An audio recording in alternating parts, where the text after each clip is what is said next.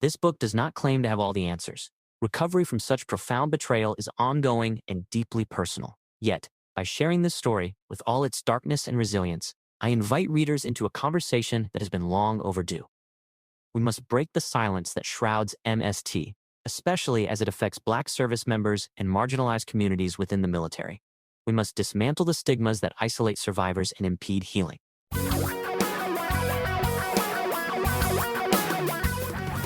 Reality radio for a really great future. We're talking real money. I generally hate any absolutes. I do not like inflexibility. I don't like monolithic statements. It is always this way.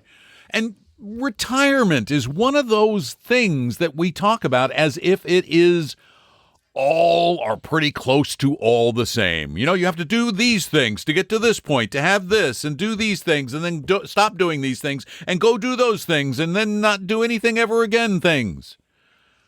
What am I talking about? Well, I'm talking about the path you take once you decide you're going to retire. It's not a do it at 65, then you got to just sit at home and do nothing or play golf or go travel or read a book or whatever the heck it is. What is retirement to you? And it's fascinating. A few studies have been done recently showing that a lot of folks age 65 or older plan to, they're retired, plan to rejoin the workforce in the future, to unretire.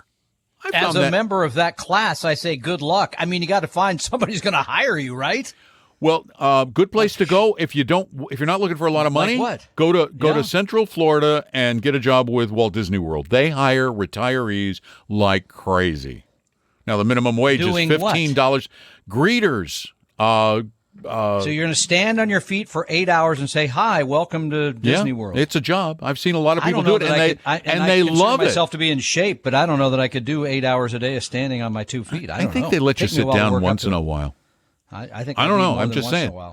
I'm saying. I find this. There's a couple of camps here. There's more and more people I talk to in their 50s. Yeah, you and I who are thinking about not retiring, or no, we're thinking about early retiring it up soon. Yeah. And I say, gosh, what are you going to do? Because here in a couple of weeks, I'm heading towards the 7 number. Now, I won't be there. No. In the next I'm couple weeks, a lot closer to you, sir. I know, I'm getting closer. Yeah. You're a couple of years away. I know, but it's not. You know how fast a couple of years goes. That. So, I run into those people, and then I run into the others, and there's a guy. I love this article from Mark Edmondson in the Wall Street Journal, who works at as a professor at the University of Virginia, who's 73. He said, I'm not going anywhere. I run into those people that say, I like the work. And there was a certain football coach that really liked the work until he got fired recently. You mean the one that worked for the Raiders? Yeah, it's a kind of a short-term employment. By the way, do you know what he got by his contract guaranteed him? Any idea? I just read this the other night. Not well publicized. Was it like $34 million or something? $30 million. Yeah. Well, hey, I'm just saying by this publicly. By the way, for those of you thinking about coming out of retirement, there is an opening in Las Vegas. That's true. And I will add, far more lucrative than Disney. If my boss is thinking right now, I got to get rid of Tom, I will take the 30 and I'll be out of here fast. You can just they're going to hire you. I'll be gone. Maybe. Okay, but the reasons, these are really lousy reasons that people in their 60s and 70s. The article, I think, is entitled "Unretiring at Age 80." Yeah, from Business Insider. Exactly. The reasons they're doing it are primarily because of rising costs, and I will say this, Social Security is not keeping up with inflation. I forget what the ad. Okay, it hasn't. It's got a cost of living adjustment, but it's very small. It doesn't. I don't think it does it, but that's one of the reasons. Rising costs, Social Security not keeping up, but they're worried about, what do they call it, a negative economic outlook. Right. In other words, they're saying the economy's going to go to crap, so I got to go back to work. I don't think that's a good reason to go back to work at 70 years old. I think it may be because they're retired and they have nothing else to do but worry. Well, and guess what? And I've seen this too. People worry more. Yeah. As they get retired. I think I'll be one of those people. Have time. You don't have things distracting you from worrying. Exactly. Worrying about those other things. Right. And we've laughed about this, but the truth of the matter is, and she's probably listening now, even though she doesn't listen very often, my wife does not want me to retire. There's no joke. She dreads the day of when I'm sitting around looking for things to do. Oh, no. It's all about it. If she's trying to wear you out faster. Oh, I see. I get okay. If he gives you another 5 years, if you start relaxing, you'll last longer. I see. So many football games you can watch, etc. But those are not good reasons. Now, I think good reasons are, limited savings, no pension, worrying about a health thing that could take down your money. Although those are reasonable, but to say the future doesn't look bright, so I got to go back to work, that's not a good one. And maybe we can continue to unpack what Mr. it's what I find because I think it's really interesting. But what I found interesting from this Business Insider article is the numbers. There was a U.S. bank report in September that showed nearly 2/3 of retirees worry they're going to have to reenter the workforce, and another study by Resume Builder found that 1 in 8 are going to want to start working again in 2026 or already have gone back into the workforce. 1 in 8. That's pretty substantial in one year. 12% or something. In one year. That's a lot. Yeah. What this points to for me is a thing we harp on all the time. I'd be willing to bet that the vast majority of these who are thinking about reentering the workforce went into retirement without anything even resembling an income plan. Yeah, or a purpose plan. Because I just both. read a colleague not a colleague, but a guy I knew at Whitman College that wrote recently that he said, I just retired and I had no plan and it's working out great. And I thought, today. You're the exception. Yeah, and we'll see how it is in 5 years. I mean, I passed FRA and looking at that 7-0 a lot closer than you are, and I still don't know what the heck I'd do if I wasn't doing this. 855-935-TALK. Tom and Don are talking real money. Historias de terror y de sucesos paranormal. Sumérgete en Historias de Terror, un podcast audiovisual que te lleva al límite del miedo con relatos oscuros, sucesos paranormales y mitos que pondrán tus nervios a prueba. Cada episodio combina narración atrapante y visuales escalofriantes, creando una experiencia única que no querrás perderte. Escucha, mira y deja que el miedo te atrape. Solo en Spotify. Your guides to a really great financial future. Tom and Don are talking real money. Yeah, a plan. You got to have a plan for retirement. And Tom's right. It's not just a plan for the money. It's a plan for the purpose. Yeah, and by the way, this professor at Virginia quotes, somebody, I guess, whose opinion you probably should respect, the Dalai Lama, about retirement. Oh, I thought you were going to say the Dolly Parton. No, the Dalai Lama. Got it. Dalai Lama, he believes, would tell you that retirement is getting ready to die. Okay, now and I guess with dignity. I mean, he gets it gets. No. He said die. He didn't say how you're going to die. You're just going to die. Okay, well, yeah. So we should be ready. We should be prepped. And there's no point. Is there a point in continuing this then? If it's just about getting ready to die, I'm go done. Ahead and call my wife. She wore me out. That's it. So. I'm sorry. You have to go on from here. I can't do it. That's it. Okay. Too sad. It's 855-935-8255. Do you want a caller? We have one. Yeah, we'll take it. I'm too depressed to We're take still it. Here. Barely, but yeah, okay. All right, let's go to Long Island. Yeah. TJ, welcome to Talking Real Money. Talking Real Money. Gentlemen. Talking. You got it. Gentlemen, nice to speak to you both. How are you? We're doing great, well. TJ. Thank you. It's nice to actually finally speak to you guys in person. Well, somewhat in person over a wavelength. But it counts. Good enough. All right, so here's my question. So my son's going to be done with college before long, and he's probably going to exhaust most of his 529 plan. So the question I have is, does it make sense to continue investing in the 529 plan for the potential of being able to give him that $35,000 at some point later down the line? Or is it a waste of time? No, I don't think it's a waste. The rules, but because you got to wait 5 years, don't you? You got to wait. You got to wait. They got to have earned income before they can start doing it. So you're taking money that's already been taxed. You're putting it into a 529. It's going to go tax deferred. Right. Tax-free, going to go tax-free. Because you're going to roll it out into the Roth. Which will then continue free. There is no downside to this that I can see. None, as long as your kid is going to, eventually get a job. And, well, darn it, that's what we hope for. Separate him from most of the rest of America. But no, I think it's a great plan. So, yeah, fantastic. Because I just didn't know if I was spinning my wheels trying to save myself. When, okay, perfect. Well, you guys answered a question which I thought was more complicated than it needed to be. It's the gift that keeps on giving. That is a great gift. I mean, talk about giving a young person a start. We had somebody previous program who started in Roth for their 8-year-olds. So. Actually, I did the math. I did the math based on some figures on how much more you make with a college education, which isn't necessarily as true as it used to be. And actually, putting all the money in the 529 of the Roth in a couple of instances that I ran ended up giving the kids a better retirement than the better job they might have gotten from the college. Gotten as a result of the college, especially with the cost today. So it's really a brilliant. I think it's a great idea. I wish it was available when my kids were younger, but not anymore. I'm holding back $35,000 to my daughter so she can get that too. So makes sense. Smart move, man. Thank you, TJ. Thanks, TJ. Appreciate the call. And enjoy Fire Island and the Long Island Expressway. And that's pretty good. Long Island. Yeah, it's good. Well, my daughter lives on Long Island. That's true, she does, yeah. What's Brooklyn's Long Island? You're still upset about the Dalai Lama saying just prepare yourself for death. I am. Quit working. I am. I don't see the point anymore. Thank God I've got me short stories, Oh, by the way, speaking of the short stories, it's either up at Lit Reading right now if you're listening to the podcast, or it'll be up on Tuesday. I've got a new Lit Reading story that I hadn't read before. I just found it. It's by Chekhov, Anton Chekhov. Oh, very good writer. It's about money. Whoa. It's called The Bet.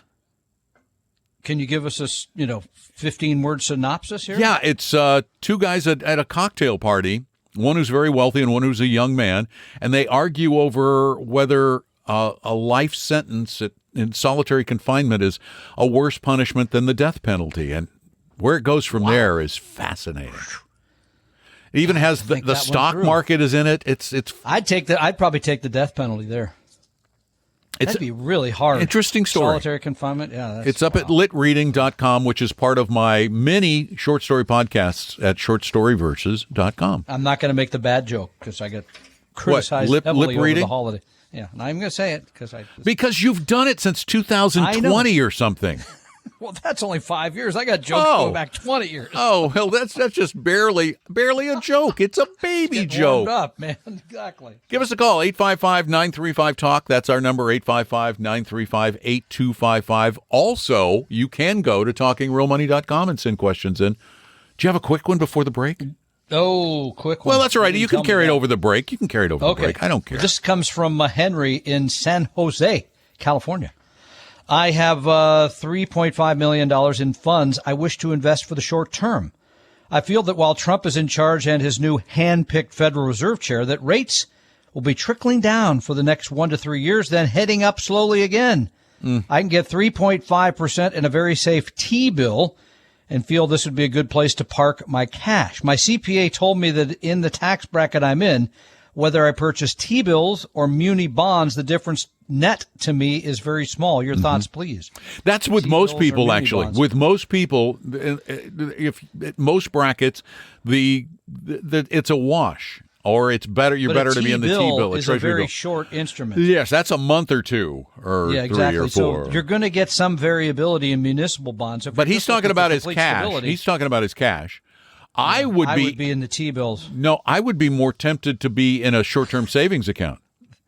Oh, I was saying between the two, though. I would take. Yeah, but I mean, I'd be for the short-term money, because what you're getting there, you're still getting a very high degree of safety, but you're going to get a slightly higher yield in a high-yield savings account if you shop around. Yeah, we'll go through the rates. I haven't looked in a while, but I mean, I looked at my mortgage. I looked at my own, which is at Bread, and it was 3.9 or something. Still up, but 30-year mortgage under 6 now. Yeah. Well, we'll look at the high yield, and you can call us with your questions too. 855-935-TALK. Tom and Don are talking real money. Disney Plus wants to know, are you ready? Yes! for Marvel Studios' Thunderbolts, The New Avengers, now streaming on Disney+. Let's do this. One of the best Marvel movies of all time is now streaming on Disney+. Hey, you weren't listening to me. I said Thunderbolts, The New Avengers is now streaming on Disney+. Meet the New Avengers. That's a cool name. Marvel Studios' Thunderbolts, The New Avengers, rated PG-13, now streaming on, you guessed it, Disney+. For your real life and real future, Tom and Don are talking real money. Give us a call at 855-935-8255 every Saturday as we try to help you manage money better. Find higher yields if possible, and make this all make more sense. We got to be careful when we say that. I mean, I'm helping you find higher yields right now.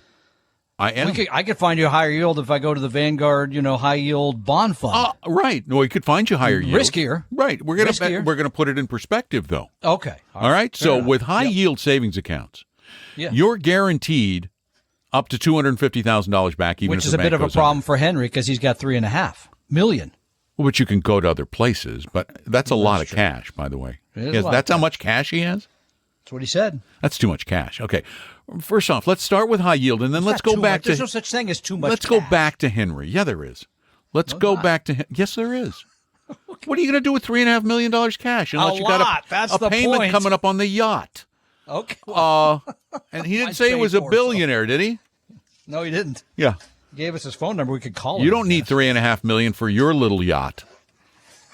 That's paid for and for good reason. Yeah. It's paid $3.5 would cover it. That's about it. Yeah. It's still running. Anyway, I went to bankrate.com, and I was happy to find out that I was a little wrong on bread savings. They're paying 4.05 right now. Wow. Yeah. 4%. But the highest rate is coming from an online bank called Open Bank, but it's part of Santander, which is a global bank, big, gigantic European banking concern. And they, ladies and gentlemen, on the first penny in the account, are paying 4.2%. Yeah, it's good. With a minimum of a penny. And we need to point out, again, because we still get this argument from people, that money is every bit as good as any FDIC bank you've got here. Right. The only difference is that between this and the T-bills is the rate can change. It can change. The overnight. T-bill rate won't change for the term of the T-bill, but Which a month, is going to be short two, anyway. it's going to be not gonna short. Be much. Yeah. So, but I want to go back to the $3.5 million in cash. Couple of things I didn't like about the question. By the way, he can have my yacht for $3.5 million if he wants. One, if you've got $3.5 million, unless literally you have a payment coming up on the yacht in the next year or a couple of those, you don't need $3.5 million liquidity. You don't. That should be if you need absolute safety and security, then I would ladder out treasuries. Probably treasuries because you're dealing with big. It's going to be more confusing if it's CDs, but you could do it with CDs. You just have to have multiple banks, so you're under the $250,000, which is easy to do at a brokerage account at Fidelity or Schwab or whomever. They can buy you brokered CDs, and they have nice yields. I would do that. I would do a 5-year ladder. Well, he doesn't say what the purpose of this money is. I know. And the other thing that bothers me about the question is the timing aspect of it. The future predicting. He says, here's what's going to happen. Here's what's going to happen. When we're going to have a new Fed chair, the rates are going to go down. Maybe. Then it's going to go up. Maybe. Nobody knows. By the way, you can go back 5 years and go back and read what everybody said was going to happen with interest rates, and it didn't. I know, and we keep deluding ourselves with this because we want to think that we have taken in all of the available information, and in our tiny little pea brain, we have decided what the future is going to be. No, that sometimes works when you're talking the entire population of the planet, we tend to kind of get things right, but not always. As individuals, we're wrong a lot. Yeah. So going back, so you still like the high yield savings over for the cash, the T-bills or the municipal bonds for the cash. Okay. But again, look at the yield. Do the 3.5 and be safe entirely because of the 250 limit. But that's what I'm getting at. But again, I wouldn't do it with 3.5. If that's the case, then go to 15 different banks. Sounds like a lot of work. I'm with you though, again, but the bigger picture, and we weren't even going to get into this, is if you've done proper financial planning, you're right. You shouldn't have $3.5 million sitting around basically ever unless you're planning on buying the aforementioned yacht, a house, or something else. And in the near again, term. the reason I think, I am trying to read between the lines only because I've been answering these questions for about 40 years now. I think I know where you're headed. I'm thinking that it's there because I think the market's going to go down. And that's where I I'm was keeping headed, my yeah. powder dry so that I can invest it when I know the time is right. Yeah, and you can get in on one of those great value stocks like Tesla with the 235. You're not going to. Anyway, you're not going to know the time is right. But no, you're not going to know that, and so you're right. Timing is futile. Not a good strategy, Henry. But if you're looking for those short term, parking the money, come up with a plan that's going to have less money parked. That's what I would say. Yeah. So again, the number is irrelevant because again, I'm trying to give the advice to everybody listening, and I would start not with T-bills but with high yield savings because heck, it's almost 1% more. 855-935-TALK. Tom and Don are talking real money. E-commerce moves fast. Your analysis should too. Understand performance instantly with Luma by Decile, the AI analyst that transforms your data into clear, actionable insights without the wait. Ready to move faster and think smarter? Take a self-guided product tour at Decile. DECILE.com.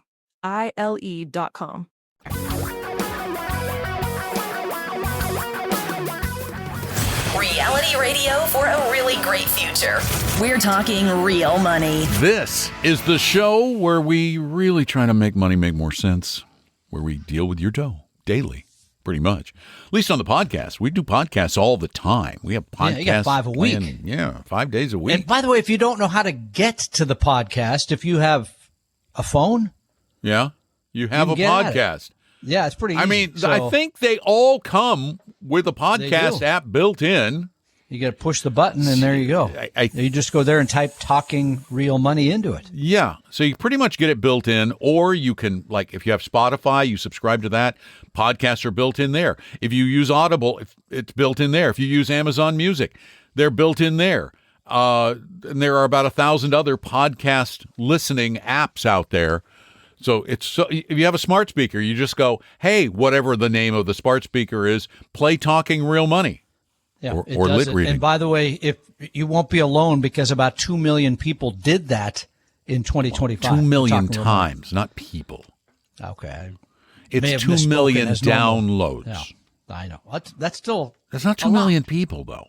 Oh, okay. Do you mean to give you the number of people? One guy sitting there downloading it over and Well, over remember, again? we've got people who Can't said blame my literally, mom. we've got people who've literally said, I listened to every podcast. We haven't heard anybody from any... If you've done that, let us know. We 'cause heard it's it been just a while. recently.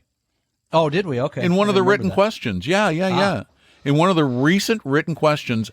Which is 1,804 podcasts or something like that. Let's see. So in the last year, let's see how many people... impressions. And by the way, while you're doing that, because we talked about the amount of interest you can make, when you've loaned your money to somebody and the interest you're getting paid. How about borrowing money now? And I think this is substantial, but I'd love to hear your opinion because we have not touched on it. Yeah. The fact that the 30-year mortgage, you can now get a 30-year mortgage for less than 6%. Big deal? It's a bigger deal. Oh, huh or duh? A duh or huh or duh? Big deal. It's a bigger deal. Where does it have to get to when it's a big deal? 2.5. Question. Okay, well, just a minute. I'm gonna hold my breath over If here it gets for that, below right? 2.5, I'll refi.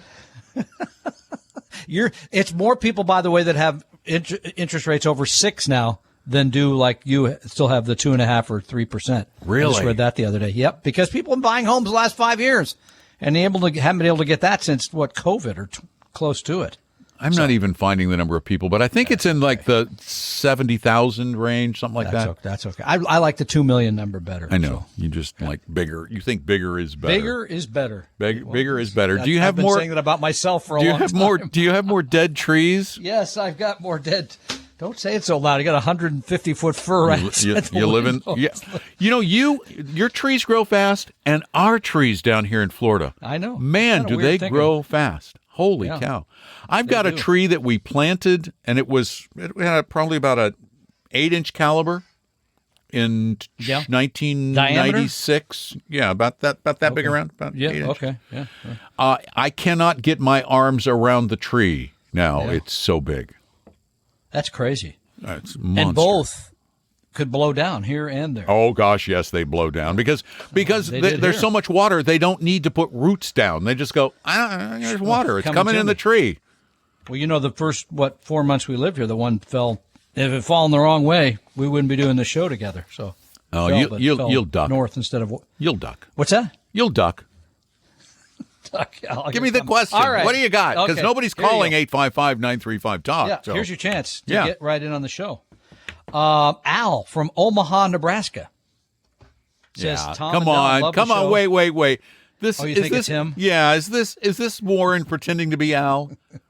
Looking for a little call free me Al, advice. says Come on, Warren. Love your show. Started listening when I first heard your ad on Clark Howard, which, by the way, was probably the best decision you've ever made short of your children and current wives. Ooh, he does pay attention, funny. doesn't he? That's really funny. Thank you, Al. We're both on two. I'm staying there, too. Me too. I don't care what happens. My question. My son, who's in his early 20s, has maxed out his Roth IRA the past few years and will do so again for 2026. Nice. And I imagine will continue for years to come. This is one of the things we don't spend much time talking about. 50 years ago, people did not do this in their 20s. Not very many. No. Very few. Not Very me. few. Not me either. I mean, this is so awesome because we know we can, and because I just did this with the book I'm reading with my teenage daughter, compound interest. I mean, if you save in your Roth IRA the max for the first 10 years and don't do anything again, you still got like $1 million at retirement. Yeah. Because you have all those years of growth. It's so phenomenal. So anyway. He digresses again. Yeah, I guess. He has a Vanguard account. Currently, all the money is in VT. VT. Should I go to AVGE? Should he continue to stick with VT? Or what are your thoughts about adding a small cap value fund based on the long-term track record you've mentioned on the show? Or just keep to one fund and go with AVGE? You're getting the theme of the program here. Keep in mind the desire is to set it and forget it for decades to come. Thanks for any insight you can provide. You can call me Al. Or Warren. I know. Shh. Yeah. This question, it's starting to feel like our most common question. It has been recently. VT and VBR would be great. You could do two. Yeah, because that gives you a little more small value. U.S. small value. U.S. small not value. International. Doesn't give you international. No. But if you really want to simplify things. No, how old is he? How old is he? In 20s. AVGV. There, I'll mess things up for you now. God, that's the phones, the text, the phone calls. Avantis total market or all market or whatever it is value. AVGV. Tilt further. He's young.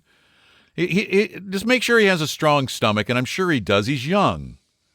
And if the market goes down, he's still putting money in. And you see, when you're young, you should be hoping that the market goes down. Now, us old people don't want that.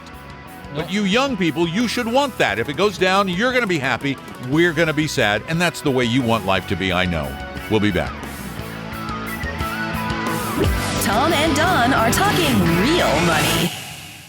Arizona awakens your senses. Here, a grand wonder of the world is just one shade of your adventure. Dazzling sunsets and iconic stays turn to brilliant nights under a kaleidoscope of stars. Explore endless peaks, rivers, and canyons painted in every hue. Center your spirit. Find your inspiration. Surround yourself in vivid color. Only in vibrant Arizona. Your guides to a really great financial future. Tom and Don are talking real money. Now, looking at my watch, my clock, my phone, my computer, my iPad. Oh, two iPads. What's a watch anymore? You're I have an Apple Watch. You're the only guy with that, too. So No. There's lots of these. They track about things. 3. Okay. Yeah, they track stuff. They actually helped me find where my car is parked, which was very helpful at Disney Hollywood Studios yesterday. That I believe. Yeah. We got interrupted in the end of last show. I was going to ask you, have you booked a trip on the Adventure? No, that's out of Singapore. Its home port is Singapore. Okay. Well, so you got to go. So you saw the article about the new boat, about Imagineers. $60 billion they're spending to come up with the new stuff. I mean, that's incredible. Oh my! Not just on that ship, but you would everything. not. I mean, Crazy. we were at Disney's Hollywood Studios yesterday, and multiple areas are closed off, walled off for brand new, tearing everything. They're tearing everything out. Lion King thing in Paris. That's I read. Yeah, that's going to be in Paris. Here There's we're a getting new one though coming to Orlando. I saw it. Orlando's getting the villains themed section of the Magic Kingdom. They're getting a Cars Land at the Magic Kingdom. Anyway, it's $60 billion. When they show these the money, the capital outlays for this, it blows my mind. Oh, I mean, just the Avatar section of Animal Kingdom cost over $1 billion. And the other thing that that's astounded a part me, of a frankly, park. Yeah, from the article was, well, the parks, the Disney parks, went up right after, I think they said post-COVID, but they really have not grown much since in attendance. It's been tough times. It says, No, the revenue's up, though, because they're charging more for everything. If you sneeze, that's another $1.50. I'm telling you. Yeah, it's crazy. Anyway. You have to save for your retirement, and you have to save now even more if you want to go to Disney World. It's really, truly, it's a vacation for the upper middle class and up these days. Oh, unquestionably. I mean, what is it on average now? Well, just a one-day, one-park ticket can run as much as about $200. That doesn't include parking. Lodge. Yeah, it doesn't include a room. Said in the Wall Street Journal. Doesn't include any food. Now, that's what I was trying to be honest. I mean, you're really looking at like $500. If you want to stay with a family of 4 at Walt Disney World in one of their resorts and go to the parks, you are easily looking at over $1,000 a day per person. No, for the 4, but at the cheapest end of things, and that's like brown bagging your lunch. If you want to be in a decent resort, you're looking for a family of 4. You're looking at in excess of a couple of grand a day. That doesn't include transportation. That's. Yeah, as you said, you gotta save for all those things because that's a lot of money. So a week at Disney, $14,000-$15,000. You know, we were just at the one there on Oahu. Alani? Yeah, pretty place. We weren't staying there. No, you were. I wouldn't down the want street. to, but yeah, you're not a Disney kind of guy. No, I like Disney like the next guy. But dropped by, said hi, and walked out. Didn't buy anything, didn't spend any money like me much, so sorry. Well, we spent plenty for you. I mean, we even bought a house in their damn town. So I know you did. We gave them lots of money. We've given them hundreds of thousands of dollars. Well, that's true. You have. But in the early days, I have to admit, they were really good to me when I was doing my radio show out of Disney MGM Studios. Studios. You just called them up one day, and the next day they had you on the air. It was so great. And they gave me a studio. They gave me a producer. They gave me a satellite link. They gave me a phone line. They gave me park tickets. They gave me food. Well, no, and as a guy who is listening, I mean, I will only say this. It sounded like a Mickey Mouse operation to me. But, only because Mickey was on the show once in a while. Ah, that's right. We actually did. Voice? We did have. Hi there. We had Mickey on. Good. Mickey was there good. along with. I can't do Donald Duck. We had Mickey, Donald, Goofy, and Minnie on the show one night, all answering calls. Oh wow, that's big. All the voices of all those characters were on the show one night. It was really fun. It was just the advice was horrible, but they're a bunch of cartoon characters. They're Right. Sure. What do you want? Do you have another question? I do. Because nobody's calling 855-935-TALK. So go ahead. Okay. This comes from Laura in Newark, Delaware. Okay. Hi, Don and Tom. After an unexpected roof replacement and an unexpected car replacement, my cash reserve is gone. Yeah. I want to pause my retirement savings to rebuild it, but I hate to do that. So I'm wondering if it's better, mathematically, behaviorally, whatever, to stop saving completely for a short period of time or decrease my contributions over a longer period of time. I don't get a match, and this 403B is on top of a small pension. Let's say I save $1,000 a month, and I'd like $10,000, so I could stop my contributions for 10 months. I could cut them to $500 for 20 months. You get the point. Yeah, I get it. Do you have a recommendation one way or the other? I'm 43. I was looking for the age, and have around 5 times my salary saved in, not 5,000, 5 times my salary saved in a retirement account. So I feel like I'm doing okay. I think you're doing well, but I don't want to fall behind. My husband is already coming up with ideas to spend the extra cash. Wait a minute. I thought you just said you know what extra cash? You're out of cash. Yeah, that's kind of an odd thing. No, it's supposed to be for emergencies. No spending of the extra cash. Because if you're going to take your retirement contributions down, then this is an emergency. Yeah. No, I agree. No new television. Because you have 5x your salary already, I would stop I would just stop them and rebuild my. You got to have the short-term emergency because if you need the money, you got to need the money. Right, because then you might be if there's a real emergency, you might be tempted to take it from your retirement accounts. Exactly. So I'm with you, but and I'm with you in large part because of one thing: no match. It's a good point. By the way, if there was a match, then you'd save up to that. Right. Yeah, that's good. But you should. I mean, everybody should have some sort of short-term. You got to have emergency money because it keeps you from doing dumb stuff. That's really what it's for. That's where that high-yield savings account comes in. Really handy. We've got a few minutes left, but not many. So I don't know if we're going to do another question or just talk about retirement. We'll see. Tom and Don are talking real money. You don't want rogue AI features controlling your mission-critical business systems. You need AI that works for you from a vendor you can trust. Acumatica leverages AI to solve real business problems so you can be more decisive with AI-powered insights, get more done with intuitive AI assistance, and increase performance with intelligent automation, all while your data remains secure. Seize new possibilities with confidence and take your business to the next level. Visit acumatica.com/Spotify today. Tom and Don are talking real money. Well, you're in luck because Tom just happens to have a wee little end of the show question for you. Okay, all of us. Me, sure, why not? somebody. From Renton, John writes, as part of my retirement plan, I own several mutual funds at Vanguard in my taxable brokerage account. Taxable. I just discovered Vanguard will allow me to convert all of them to exchange-traded funds. Do you recommend taking the leap? Absolutely. Leap away. Yeah, absolutely. With no tax leap away because here's the thing. Even if a fund has not historically distributed capital gains in the past, it's happened that suddenly something happens that they have to change out the portfolio, the market conditions change, and they've got to make a bunch of sales because people are liquidating, and suddenly in a terrible market, and it's usually in the worst situation, the market's plunging, and you get a big capital gains distribution on which you have to pay taxes. You're going, wait, my fund is down. Why am I paying taxes? We've seen it happen once. We've seen it happen a bunch of times. So exchange-traded funds have the additional, benefit of having this sort of better tax treatment. So, yes, I would do that. That's a no-brainer to me. Absolutely, 110%.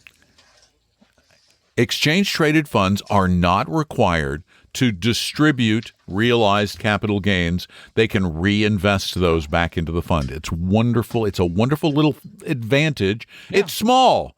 But again, what we're talking about when we're talking about incremental investing and doing this the right way, we're talking about small returns that over time, because of that whole compounding interest idea, turn into big bucks. All those little things add up. This is one of them, and kind of gets back to, again, anytime you want to take advantage of one of those small things, you absolutely can. Vanguard and others, by the way, they're not the only ones that are going to be making more exchange traded funds available for a mutual fund. Be a lot more of them coming soon. And as Tom and I have proven, when you put a bunch of little people together in a big room, like me and Tom and Jim Zorn in the first year, you actually still get big results. But now we're putting bigger people in. So we've got little people like us and some big people coming to Maidenbauer Center in Bellevue for Retire Meet 2020. Yeah, it's crazy. So, and you can sign up right now. The registration just opened. It's already, by the way, a tenth of the way sold out. I looked today. In a few days. It'll sell quick. And that's just in like 3 days. So Retire Meet. And again, it's Saturday, the 7th of March. We do this at Maidenbauer Center. And as you mentioned, we've got some Christine Benz from Morningstar. Paul Merriman's going to be there. Joe Saul-Sehy from Stacking Benjamins, etc. Who, by the way, is in Orlando this weekend running the Disney Marathon. That's good for him. Yeah. He's not as old as we are, Tom. I could watch it. So anyway, please take advantage of that. We've got nothing but compliments. This was your idea a long time ago, and I said it was a bad one. I turned out to be, once again, wrong. So take advantage of that. Take advantage of Tom being wrong again. So retiremeet.com is the place to do it. Yeah, and if you want to, if you go to retiremeet.com, retiremeet.com, and if you want to ask us questions, we take them anytime. You can type them up or you can speak them at talkingrealmoney.com on the contact form. And as always, we make our 100% fee-only fiduciary advisors available to you truly free, no obligation, no high-pressure sales pitch. Go to the same place, talkingrealmoney.com, and then just click on the button that says Meet an Advisor. The opinions and views expressed on this podcast were current on the date recorded. Opinions, estimates, forecasts, and statements of financial market trends that are based on current market conditions constitute our judgment and are subject to change without notice, including any forward-looking estimates or statements which are based on certain expectations and assumptions. Although information and opinions given have been obtained from or based on sources believed to be reliable, no warranty or representation is made as to their correctness, completeness, or accuracy. Information presented on the podcast is not personalized investment advice from Appella Wealth. The views and strategies described may not be suitable for everyone. This podcast does not identify all the risks, direct or indirect, or other considerations which might be material to you when entering any financial transaction. Past performance does not guarantee future results, and profitable results cannot be guaranteed. We hope you realize that the information provided on Talking Real Money is for informational, educational, and hopefully enjoyable purposes only. The podcast is not trying to get you to buy or sell any financial products or securities. Instead, the program is provided as a public service by Appella Wealth, a fee-only registered investment advisor. Please see Appella Wealth's ADV Part 2A on our website for information regarding Appella's fees and services. Appella Capital, LLC, DBA Appella Wealth, is an investment advisory firm registered with the Securities and Exchange Commission. The firm only transacts business in the states where it is properly registered or excluded or exempt from registration requirements. Registration with the SEC or any state securities authority does not imply a certain level of skill or training. Appella does not provide tax or legal advice, and nothing either stated or implied here should be inferred as providing such advice. Thanks for listening, and please visit talkingrealmoney.com for more information and important disclosure related to performance of any specific index or fund quoted in this podcast. And the lawyers get richer. We all want to know, what makes people tick? How will they make decisions? Handle feedback and work as a team. The Predictive Index Behavioral Assessment reveals how employees actually think, work, and thrive. Like how Marcus fits in a role with structure, and Margot's strength is collaborating with others, because when we understand each other, work just works. Take the behavioral assessment today at try.predictiveindex.com.